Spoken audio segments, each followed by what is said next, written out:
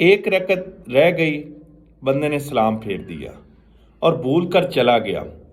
جب یاد آیا کہ میری تو ایک رکعت رہتی ہے یا دو رکعتیں رہتی ہے ظہر اثر عشاء کی، تو پھر وہ واپس آئے۔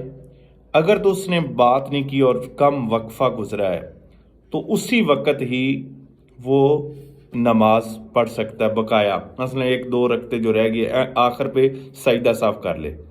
اگر بات کر لی ہے، دنیاوی باتیں کر لی ہے یا کوئی وقت زیادہ گزر گیا ہے، تو اب اس کو چاہیے کہ پوری نماز دوبارہ پڑھے۔ اس میں صحیح بخاری کی حدیث ہے اور صحیح مسلم کے اندر بھی یہ حدیث موجود ہے۔